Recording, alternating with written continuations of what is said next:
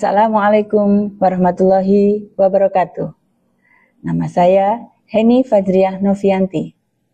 Saya menyelesaikan studi S1 saya pada jurusan Sosiologi Fakultas Ilmu Sosial dan Ilmu Politik. Kemudian, saya melanjutkan pada strata 2 jurusan Administrasi Publik pada Fakultas Ilmu Sosial dan Ilmu Politik di Universitas Jember. Saat ini, saya merupakan salah satu dosen pada Fakultas Ilmu Sosial dan Ilmu Politik di Universitas Bondowoso. Saya mengampu mata kuliah Perilaku dan Pengembangan Organisasi. Video ini saya buat dalam rangka memenuhi syarat pengajaran, pernyataan diri dosen, unjuk Tridharma Perguruan Tinggi bidang pembelajaran dan pengajaran. Pada kesempatan ini, saya akan menjelaskan tentang rencana pembelajaran semester mata kuliah Perilaku dan Pengembangan Organisasi. Koordinator pengembangan RPS adalah saya sendiri, Heni Fajriah Novianti, SOS MSI. Koordinator RMK, Heni Fajriah Novianti, SOS MSI, dan Ketua Program Studi, Yuda Yulianto, SAP MAP. CPL yang dibebankan pada mata kuliah. CPL yang pertama, menunjukkan pemahaman yang komprehensif tentang teori dan konsep dasar ilmu sosial dalam melaksanakan tugas akademik dan profesional. CPL yang kedua, menunjukkan pengetahuan administrasi publik sebagai bagian dari ilmu sosial dalam konteks pengembangan dan perilaku organisasi. CPL yang ketiga, menunjukkan pemahaman tentang dinamika kelompok, persepsi, motivasi, konflik, kekuasaan, keragaman budaya, desain, pengembangan, dan perilaku dalam organisasi. CPMK yang pertama, mahasiswa mampu memahami secara komprehensif teori dan konsep dasar ilmu sosial yang berkaitan dengan fenomena dinamika organisasi. Yang kedua, memahami dan menjelaskan bidang ilmu administrasi publik sebagai bagian dari ilmu sosial dalam pengembangan dan perilaku organisasi. 3. Menjelaskan dinamika organisasi, persepsi, motivasi, kepemimpinan, dan kekuasaan dalam organisasi. Sub CPMK 1. Memahami dan menganalisis pengertian individu dan perbedaannya. Yang kedua, memahami dan menganalisis persepsi, keputusan individu, dan konsep kepribadian. Yang ketiga, memahami dan menganalisis tentang konsep motivasi. Yang keempat, memahami penerapan motivasi, pentingnya keterlibatan karyawan dalam organisasi. Memahami dan menjelaskan dasar-dasar perilaku kelompok. Berikutnya yang keenam, menjelaskan tim kerja tentang metode, jenis, dan efektivitasnya. Memahami dan menjelaskan konflik dan negosiasi. Memahami dan menjelaskan kekuasaan dan politik. Yang kesembilan, memahami kepemimpinan dalam organisasi. 10.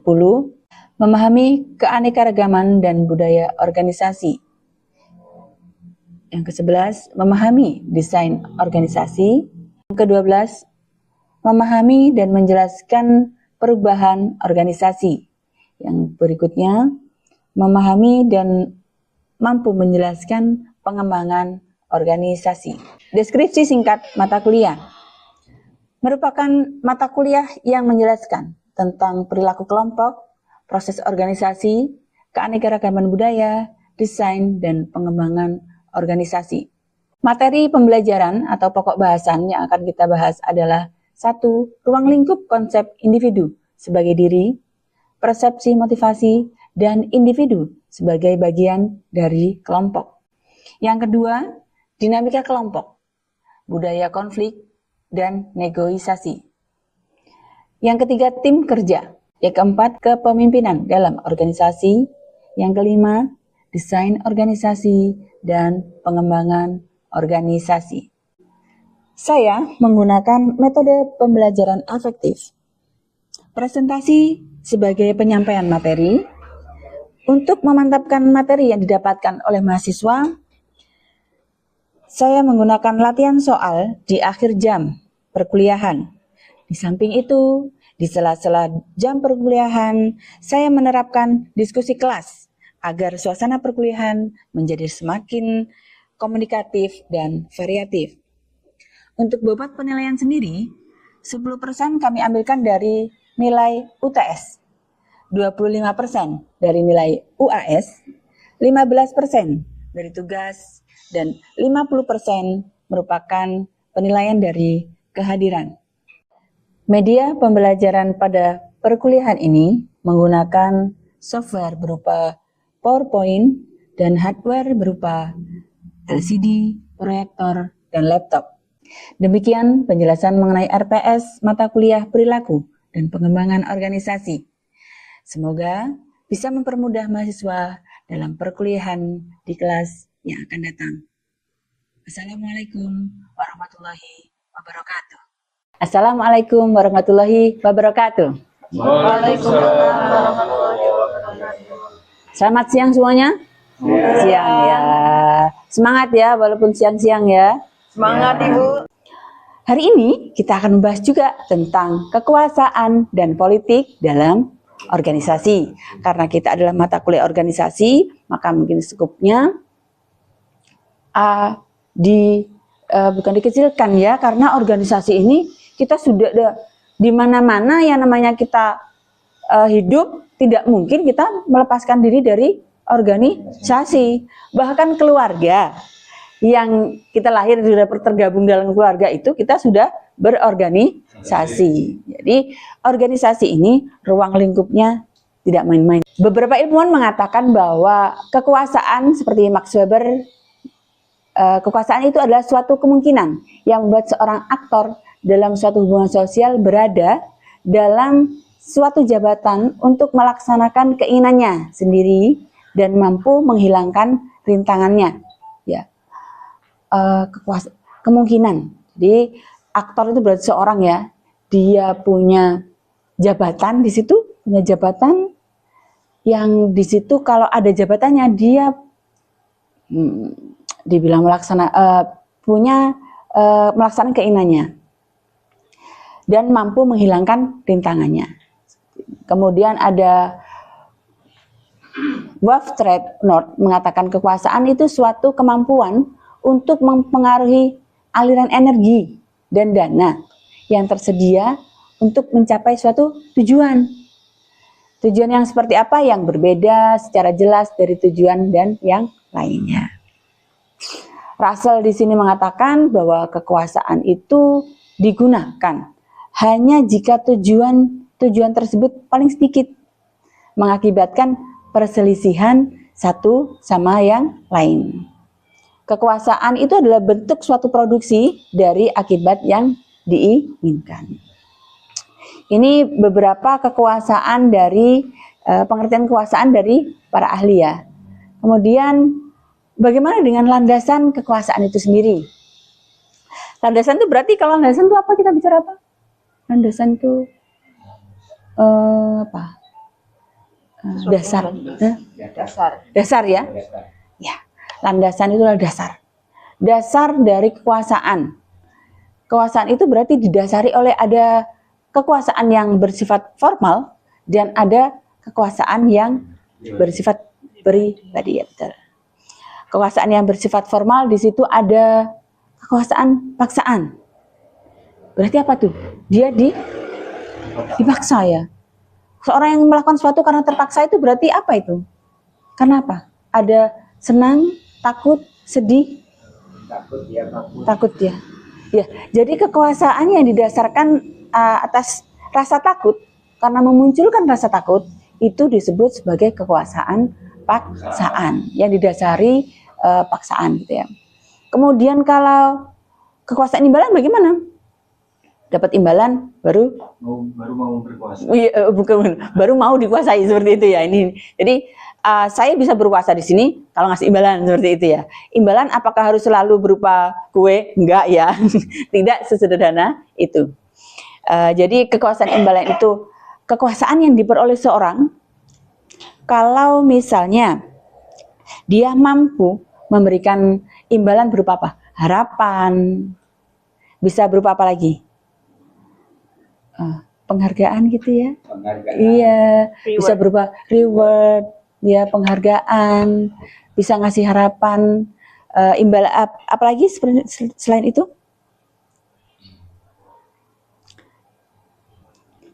Pujian, ya. Bisa berupa. Jadi kekuasaan berdasarkan imbalan tadi, kekuasaan yang didapatkan bisa dari apa? Dari reward ya. Reward, kemudian dari apa lagi? Harapan, seperti itu. Kenapa seorang ASN gitu kadang-kadang mati-matian ya apa?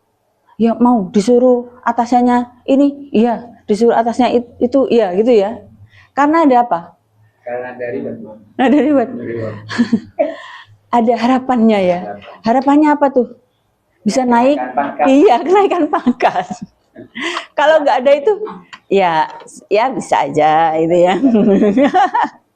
Jadi karena ada harapan yang dituju dan kita jangan main-main ya dengan harapan ya, karena ya sampai harapan itu, kekuatan harapan itu bisa menggerakkan ya, bisa menggerakkan tindakan seseorang.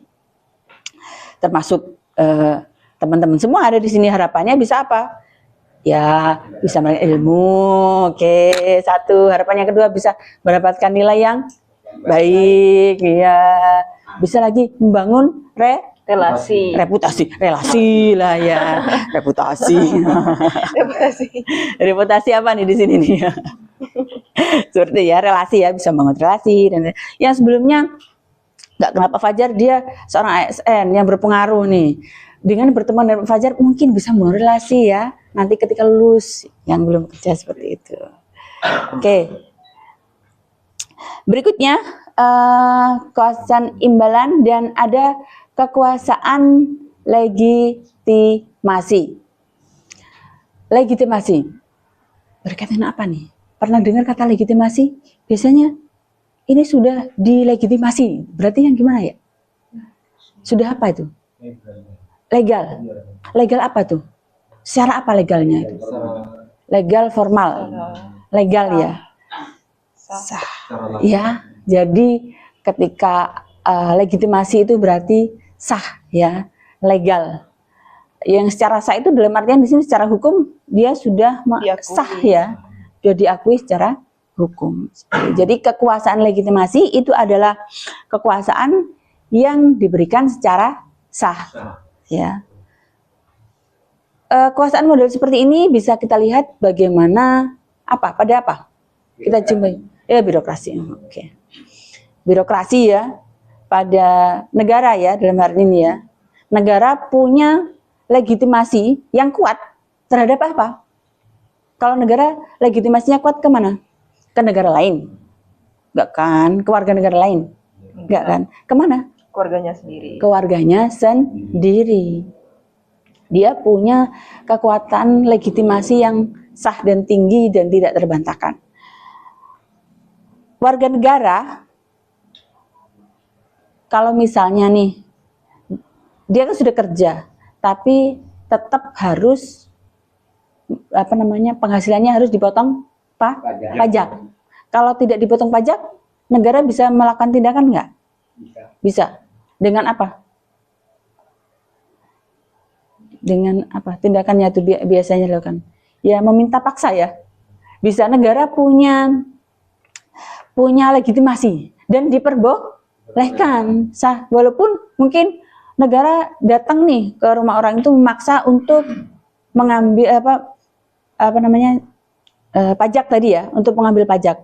Kalau misalnya selain negara, misalnya ada orang minta uang, tidak boleh kan? Tapi kalau negara minta uang ke warganya dalam rangka pajak, boleh apa enggak? Diperbolehkan. Kalau orang lain yang bukan negara meminta uang kepada warga negara yang lain disebut pemalakan ya, pemalakan. Tapi kalau negara di sini karena memang sudah diatur secara sah, itu dia memiliki kekuatan legitimasi yang tinggi. Kalau orang lain tadi, pihak lain selain negara tidak boleh mengambil paksa pajak karena dia tidak punya apa? Legitimasi. Itulah kekuatan dari legitimasi. Berikutnya ada landasan kekuasaan yang tadi kekuasaan bersifat formal, yang ini adalah kekuasaan yang bersifat pribadi, ya. Kalau kekuasaan pribadi ini dia ada kekuasaan ahli. Ahli. Kalau mendengar kata ahli itu berarti apa yang ada dalam pikiran kita semua? Keahlian ya? Ya, jadi kekuasaan yang diperoleh seorang karena apa? Dasar keahlian. Oke. Misalnya, kan ini sudah pada sekolah nih ya, di sekolah misalnya. Kita ada agenda upacara bendera. Hari Senin gitu ya. Ada seorang yang jadi apa tuh? Biasanya kalau petugasnya apa aja ya? Tugas upacara. Petugas upacara. Ada pemimpin upacara. Pengibar bendera, ada dirijen dan semacamnya. Seorang yang ahli, punya keahlian misalnya jadi apa? Misalnya punya keahlian untuk menjadi dirijen. Ya kan? Dia pasti diberi apa? Diberi kekuasaan untuk ngatur apa? Mengatur bidangnya. Iya, bidang-bidangnya. Mengatur apa? Itu ngatur lagu ya. Mengatur ritmenya, menyanyi ya, untuk iya mars dan semacamnya. Itu kekuasaannya ada di tangan seorang dirijen. Berarti dirijen posisinya di situ itu berdasarkan pada apa? Kekuasaan yang ahli. Oke, itu yang ahli. Ada contoh lain? Seorang guru misalnya, ya kan? Kalau dia nggak ahli di bidangnya, tiba-tiba disuruh ngajar di depan, apakah bisa? Tidak bisa. Seorang guru, pengajar, dosen apapun, karena sudah memang memiliki kemampuan, dipercaya memiliki kemampuan, sehingga dia di kelas itu diberi kekuasaan untuk mengatur apa? Jalannya ke kelas. Oke. Ada yang bisa ngasih contoh yang lain? Mungkin. Selain apa tadi? Dirijen, kemudian ada ahli gambar. Rumah, habis berapa? Oh, arsitek itu ya, ya, jasa arsitek, konstruksi, ya. Dia punya keahlian, ya, seorang arsitek gitu ya. Dia diberi kekuasaan untuk membuat desain rumah, rancangan rumah, itu kekuasaan ahli. Kalau dia nggak punya keahlian, nggak mungkin. Bisa-bisa harusnya ngitung sudutnya berapa? 45 derajat, 90 derajat. Wah, seperti yang kejadian beberapa ini ya, di jalan itu ya. Belokannya 90 derajat, jadi susah nanti beloknya. Seperti itu. Dan kekuasaan ahli ini penting nggak? Penting. Penting ya.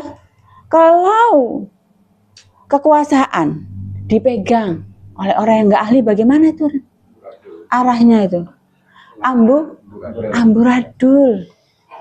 Iya.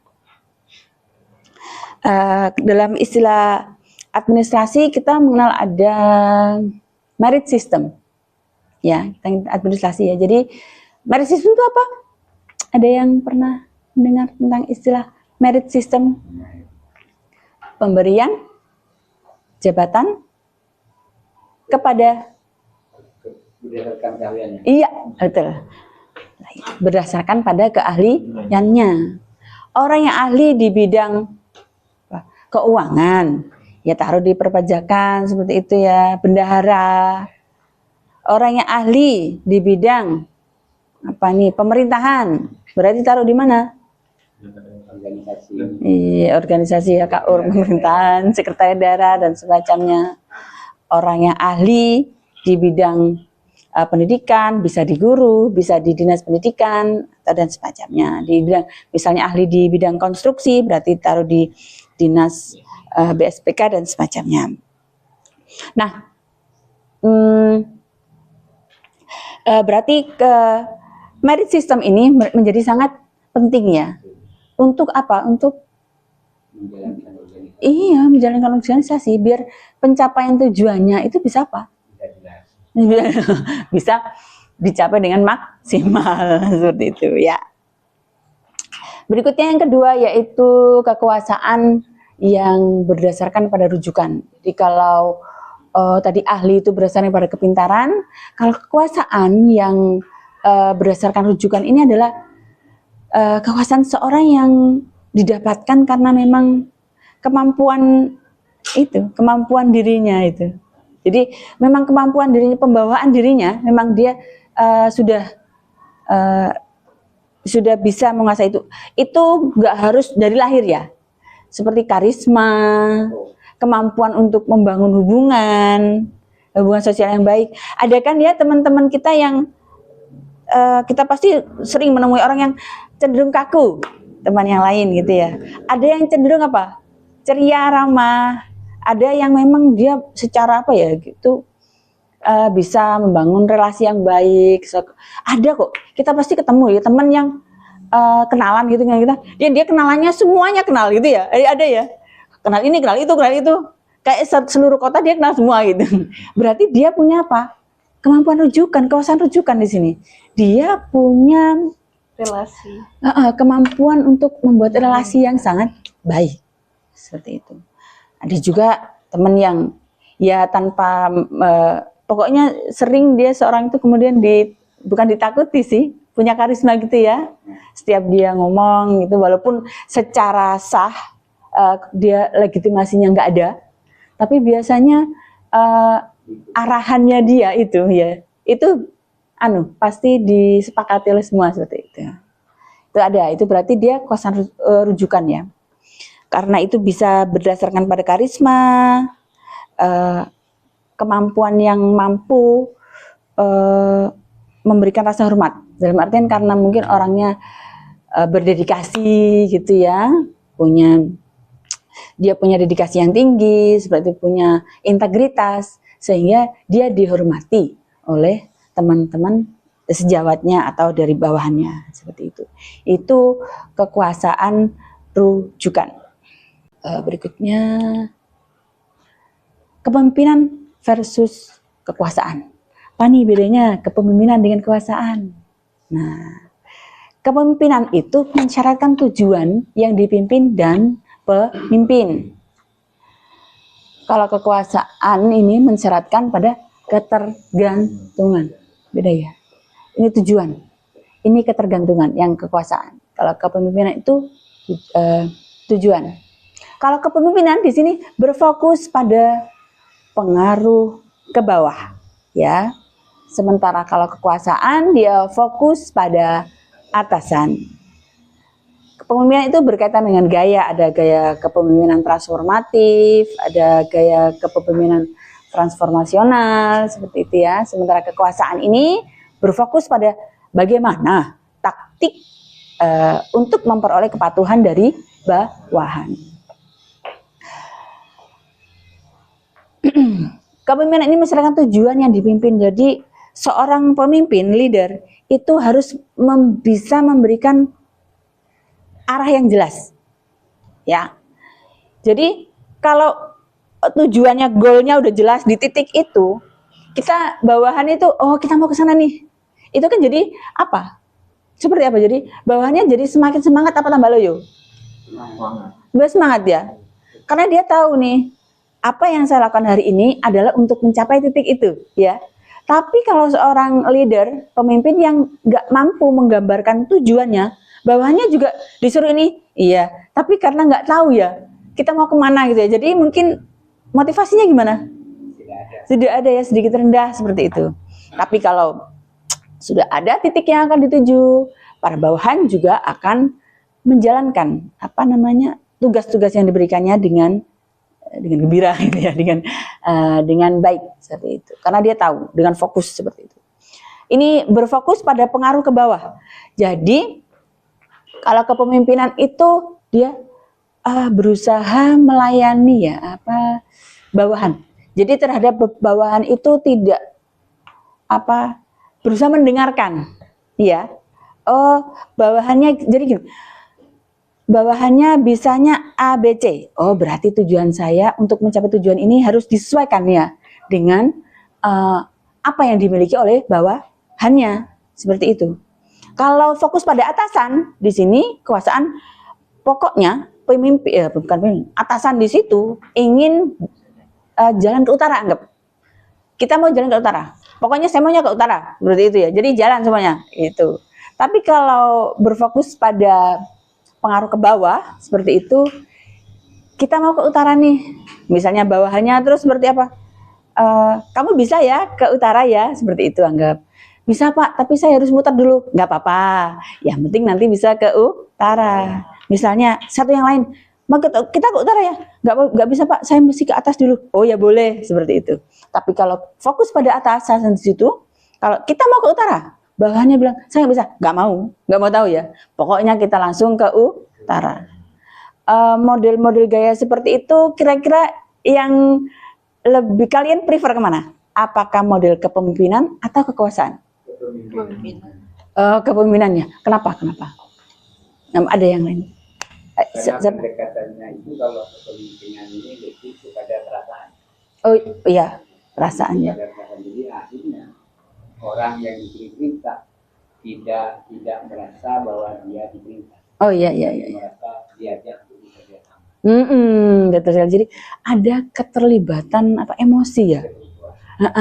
Ada keterlibatan emosi dan rasa oh kita mau ke sana. Jadi semuanya memang bekerja sama ya. Jadi pada akhirnya nanti organisasinya bisa lebih efektif. Kemudian ada taktik kekuasaan, di sini ada legitimasi, persuasi rasional, seruan inspirasional, konsultasi, tukar pendapat, seruan pribadi, menyenangkan orang lain, tekanan dan koalisi, seperti itu. Jadi untuk mempertahankan kekuasaan itu dibutuhkan legitimasi ya. Tadi sudah kita bahas ya, legitimasi adalah keabsahan di depan hukum, persuasi rasional itu bisa menjelaskan secara logika gitu ya. Di logika kan kalau kamu ikut saya nanti kamu ini gitu ya, seperti itu. Seruan inspirasional itu berarti mampu mengikat emosi gitu ya. Demikian yang saya sampaikan kali ini. Mungkin ada saya harap ya, jangan mungkin. Saya harap ada pertanyaan dari teman-teman sekalian. Siapa yang bisa bertanya ini? Ya, silakan. Berkaitan dengan semua penjelasan dari awal sampai akhir, ada sesuatu yang belum saya pahami. Iya. Nah, hal apa yang membuat seseorang itu mendapatkan kekuasaan? Oh iya. Jadi hal apa yang membuat seorang itu memiliki kekuasaan? Ini berkaitan dengan kenapa seorang itu bisa punya kekuasaan ya? Iya. Satu. Pasti dia karena satu punya jabatan. Iya. Kalau dia punya jabatan, pasti dia punya kekuasaan. Selain itu, selain punya jabatan, punya apa lagi biasanya? Keahlian ya. Kalau dia punya keahlian, bisa jadi rujukan ya. Misal sering kita lihat di TV-TV itu dipanggil oleh media untuk ditanyai berkaitan dengan permasalahan-permasalahan seperti itu. Jadi dia punya kekuasaan untuk menyelesaikan masalah. Satu apa tadi? Jabatan. Dua keahlian. Kemudian seseorang yang memiliki materi keuangan ya, uang ya, kekayaan. Iya. Seorang yang memiliki kekayaan biasanya berbanding lurus dengan kekuasaan. Iya. Apalagi di zaman sekarang ya. Jadi materi atau kekayaan itu bisa mempengaruhi kekuasaan. Oke, dari sini saya kira cukup materi yang akan saya sampaikan pada hari ini. Terima kasih ya dari sambutannya. Saya akhiri. Assalamualaikum warahmatullahi wabarakatuh. Waalaikumsalam warahmatullahi wabarakatuh.